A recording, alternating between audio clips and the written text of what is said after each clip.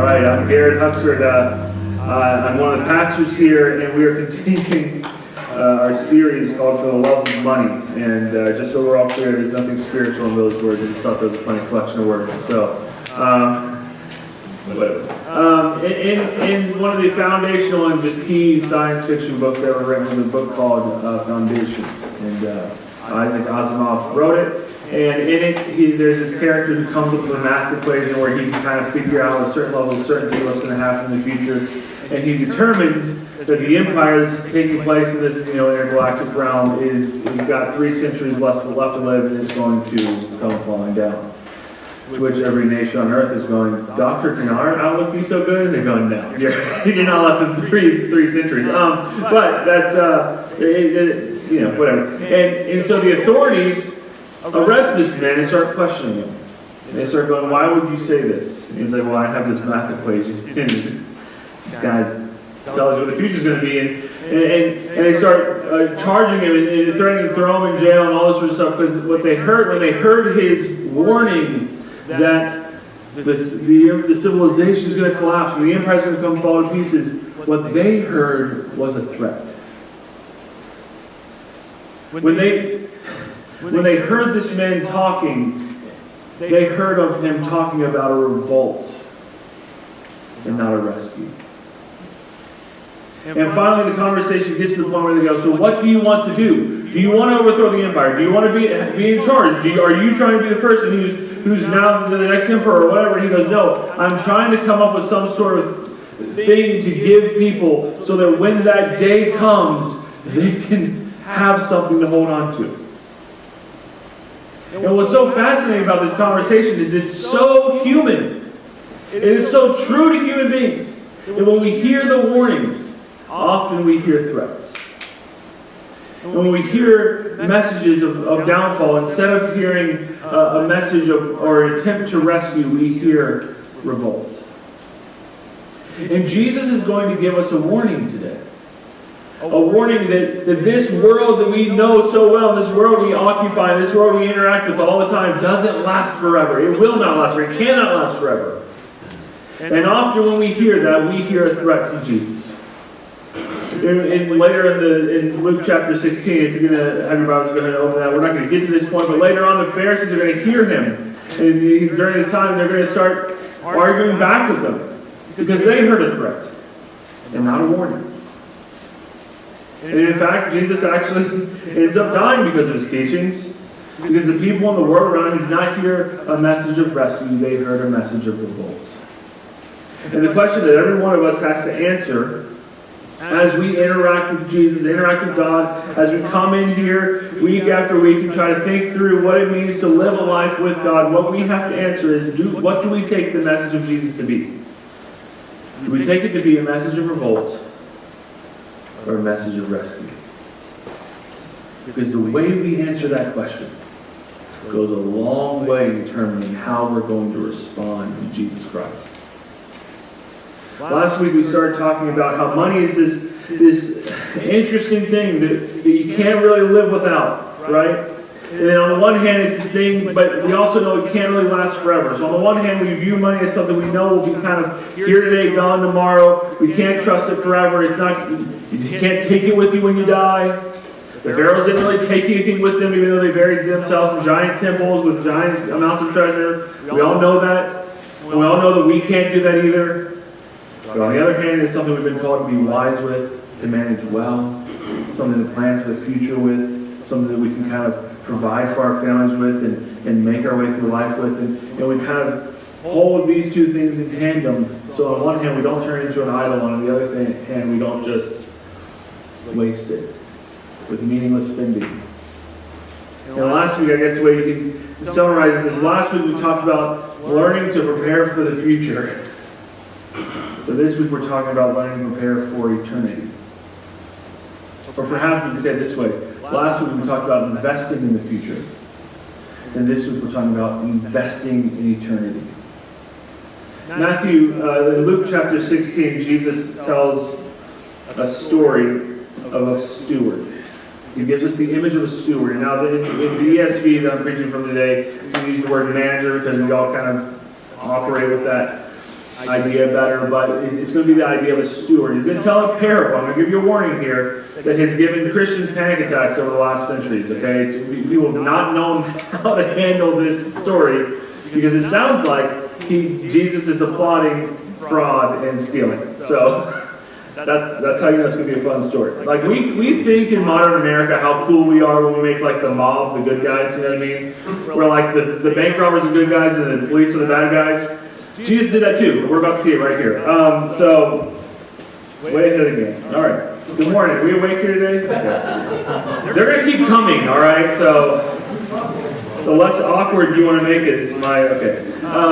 Luke chapter 16, verse 1 says this. He also said to the disciples, there was a rich man who had a manager. Now I'm going to do something weird here. I'm going to just kind of talk. I'm going to start my first point here, talk a little bit, and then finish reading later. And some of you are going, first point, what have you been doing this whole time, Garrett? Just work in the room. That was just what, whatever. So I don't have to explain my outline to you, okay? But here's he has a manager. What he's really talking about is a steward. And the image of the steward in the Bible is a fascinating one. It's a really cool one. And it's why I want to talk about it in terms of stewardship and not management, okay? Because it's entangled in what the Bible talks about. And the idea that the Bible gives us is that we are stewards of things that God has placed in our hands. Now, often Jesus in the Bible talks about Christians and Christ followers as servants and slaves of Christ. That we are God's servants. We are His slaves. And when the Bible talks that way, it is emphasizing the authority that Jesus has. Right? When we talk about you are the servant of God, it's talking about the authority God has in your life. The right that God has to demand things of us. Right? When he talks about stewards, he's talking about a different facet, a different angle on that same relationship. But when he talks about stewards, he's talking about the authority that you have. The authority you have to operate the things that belong to you.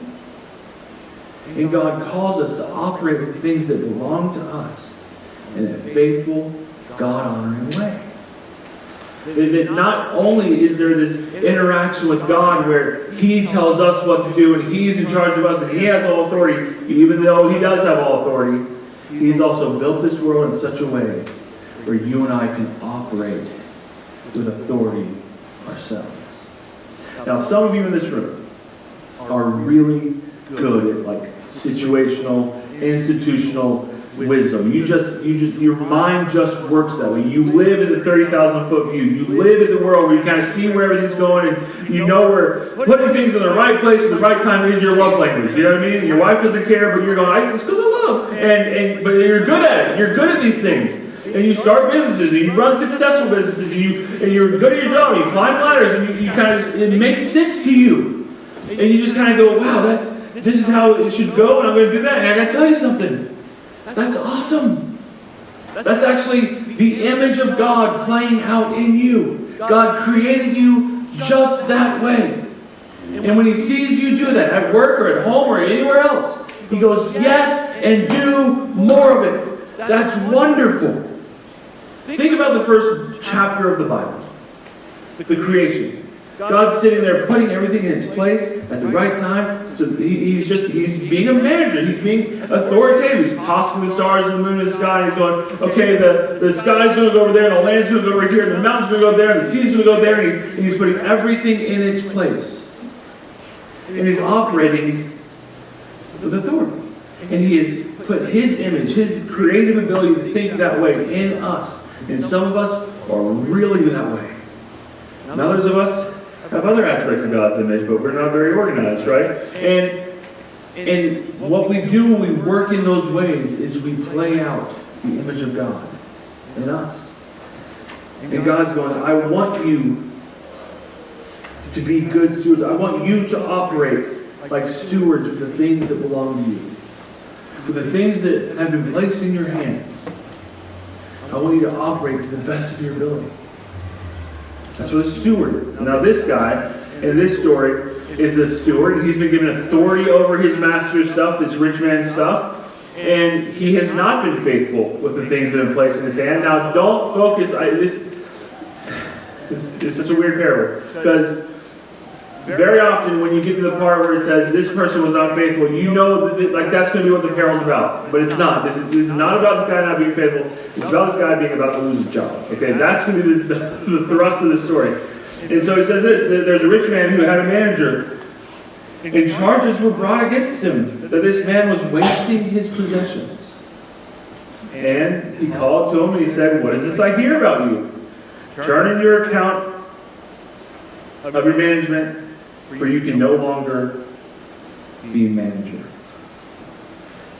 Your days in authority are officially numbered. And what we know is that when your days are numbered, it starts to bring you some sober-minded thinking. You start thinking about the day, you start thinking about the future in ways that you've never thought about it before. And that's what happens to this man. He's just going on with his day-to-day life. I'm going to waste my opportunities. I'm going to just do whatever I want to do. And everything's fine. I'm going to be in this position forever. Oh no, actually I'm going to get fired tomorrow. And this is what he says. What shall I do? Since my master is taking the management away from me. He learned something about this world that all of us have to come to terms with. And that is that it's not going to be there forever. Whatever authority has been placed in your hands will one day go back to God. And we'll have to give an account on what we did with it. And here's where the rub gets with this. This is where you and I get a little iffy with this stewardship image. We like what you were talking about earlier, Garrett, but man, this part, how can you say the things that belong to me are not me? I mean, I work for this stuff. It's my kids, it's my family, it's my money, it's my stuff. I've worked hard for it. And I get all of that. I understand that argument, I understand why we want to make that argument, but I want you to consider this, what Abraham Kuyper said. Now, I know a basic paraphrase of this quote, so I Googled it, and my search engine now gives a little blurb of AI, kind of reads through all the stuff, and then gives a little blurb about, like, here's what you need to know. And so instead of quoting a theologian, I'm quoting a robot. So Terminator 2 is officially here. So it says this is the blurb that just pops up at the very top of my search, and it says, Abraham Kuyper, a Dutch theologian, is often quoted saying this. Now here's his quote.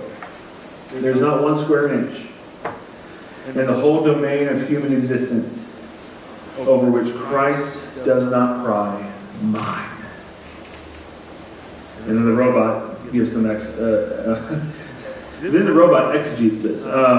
He says, this quote emphasizes the idea that God's sovereignty extends to every aspect of human life, and nothing is outside of it. That is the viewpoint of the Bible, and that is one of the most difficult viewpoints for us to grasp as Christians.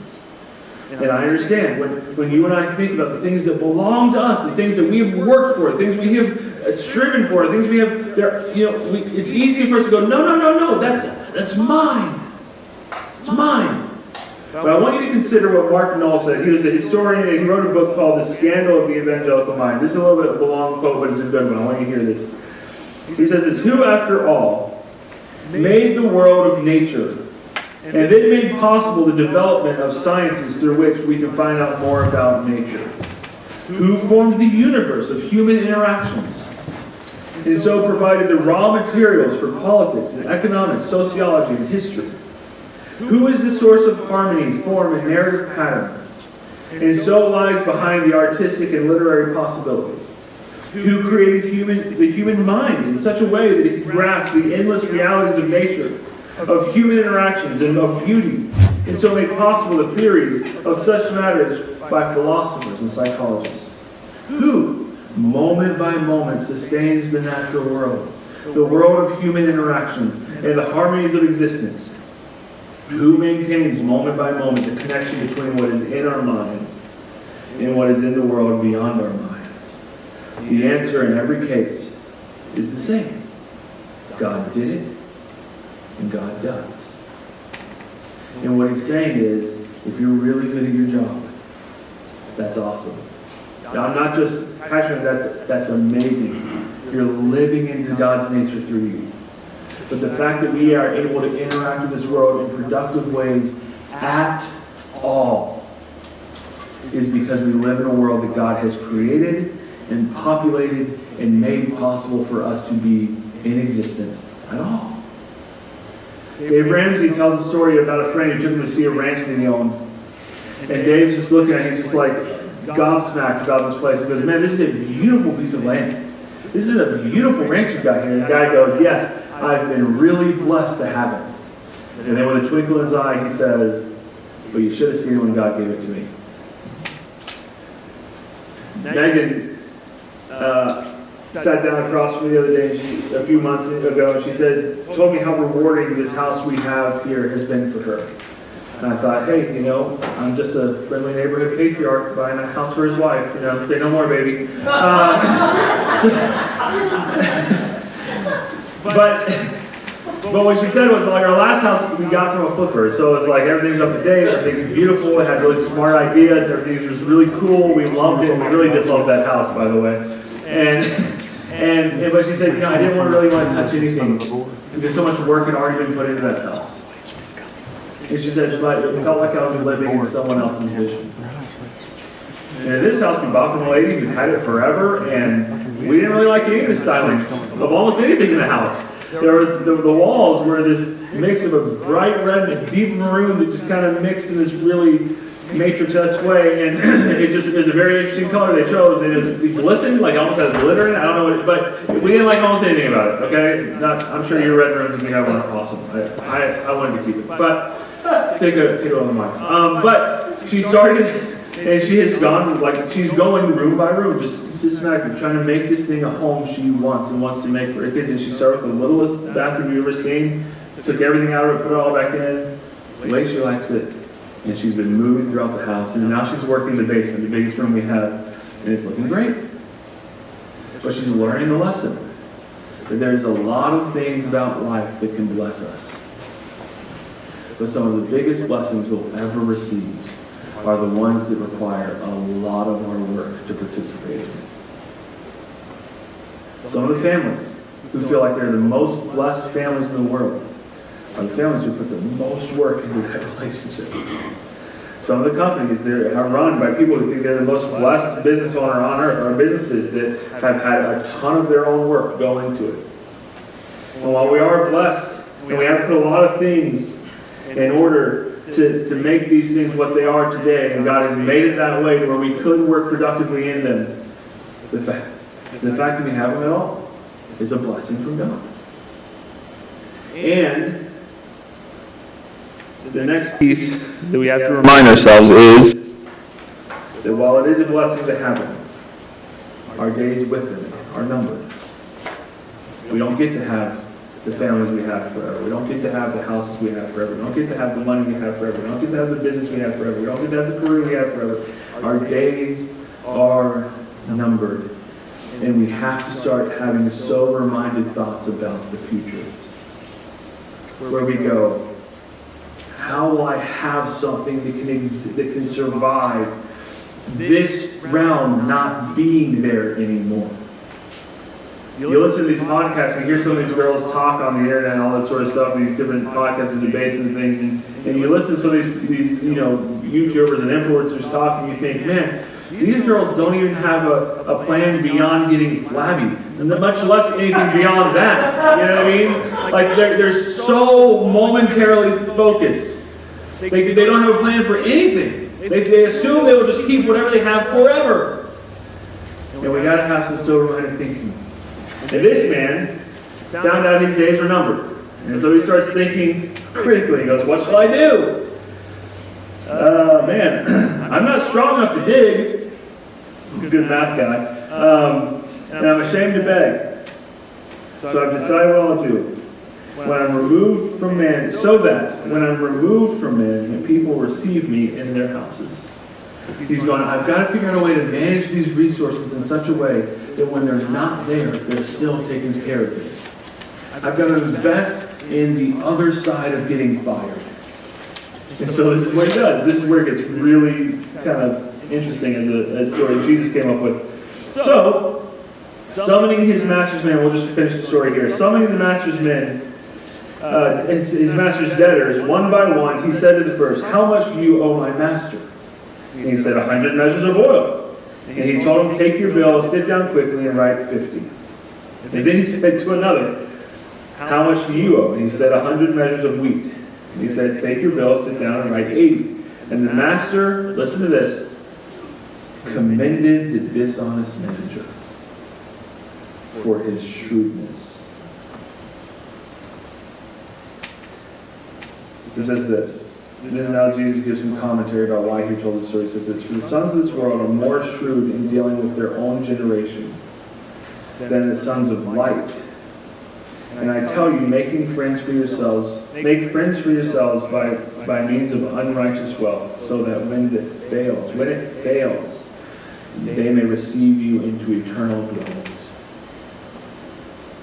So the man comes up with a plan. He's like, I have to make an investment that will last. I have to make an investment that will still be there when I don't have this stuff. And he starts calling everyone in town. He says, hey, and he starts operating in what could be called generosity. If it was his money, but it's not his money, right? It's actually his boss's. And he goes around town. And the boss hears of it, and he sees what happens. They sit down together, and it says that the man commended him for his shrewdness. Now let's take a look at Mr. Thesaurus and ask him, what are some synonyms of the word commend? Applaud, approve, compliment, endorse. Interesting. That's not a synonym, that's me talking. The master applauded his shrewdness. Why? Because he ain't no dummy. He could read between those lines just fine. He is, when tomorrow comes and goes around and when he's indebted when he's fired tomorrow and he gets let go into a town full of people who are indebted not just to the master but to him, the master will not be surprised by that. He's going, man, you know what? You used your authority well while you had it. I wish you were so smart before I fired you, but that's good job. Good on you. Now you won't starve to death. I got you. I'm done with you, but good for you. And this is what he's saying. There needs to be something. Now I just got to make this clarification now, because this is where it gets so weird. Jesus is not giving us this parable to teach us how we should interact with each other. Okay? He's not saying you should go defraud your boss in the name of generosity. Okay? That's not what he's saying. He's teaching us how we should interact with him and the things he has placed in our hands, and the things that we have for a momentary time, a temporary season. And he's going, I want you to work with this stuff in a way, not that you just invest in your future so you can one day retire, not that you just wise with it so you don't have to go hungry, but I want you to actually invest in eternity. Because the things of this world will fail. The things of this world will go away. Even science is saying this. One day the sun's just going to blot out. Everything's going to disappear. And we're going, well, that was a great run, Earth, but you're gone now, right? Even if that's the story of history, it cannot last forever. Jesus tells us we don't live in a cycle. The history is not a circle. It's not a tale told by a fool signifying nothing. No, it is linear. It is going somewhere. And we need to start thinking, how can I operate with what I have now so that it can still be there for me when I don't have it anymore? And Jesus says, and this is not a one-off thing that Jesus taught just one time, you don't really know how to use it. No, he says, listen, this is something he talks about often. You can invest in eternity. You can invest in the next life. He says, listen, don't store up for yourselves treasures on earth, where moth and vermin destroy, and where thieves break in and steal. But store up for yourselves treasures in heaven, where thieves don't break in, and moth and vermin do not destroy. Because where your treasure is, there your heart will be also. This is a message Jesus tries to get us to understand. And when we hear it, we often hear revolt, not rescue. we often hear a threat, not a warning.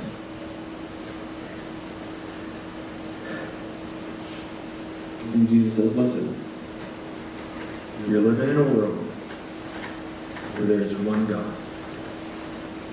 Christianity is not a Mount Rushmore religion.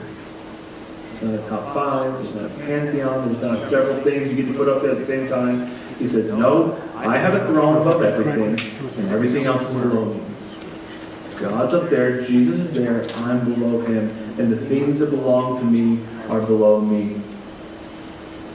It is not right for me to take any one thing below me and put it up right next to Jesus. That's called idolatry. And Jesus says, you cannot serve two masters. You will love one and hate the other. And here's what this commentator says about this. It says, to paraphrase Jesus' message, says this: if you serve God, you cannot at the same time serve mammon. On the contrary, you must make it serve you. And in mastering the use of things of this world, you are developing a responsible attitude which will stand you in good stead with regard to future riches, the things of God. And so when Jesus says, listen, money is a good thing to have, but a terrible master, he's not just thinking of himself, he's thinking of you, he's thinking of me. He's warning us, not threatening us. It will not save you. It's more likely that we will die for money than money will die for us. It's more likely that fame will make us die for it than fame would die for us. I remember that Lana Del Rey is a singer who I got into early in my marriage. She was about 10 years ago. She came out. One of the things she said was, I hope I die when I'm 28. Because everyone who died when they're 28 are basically immortal. James Dean, these people that live forever. What's she doing? She's willing to die for fame?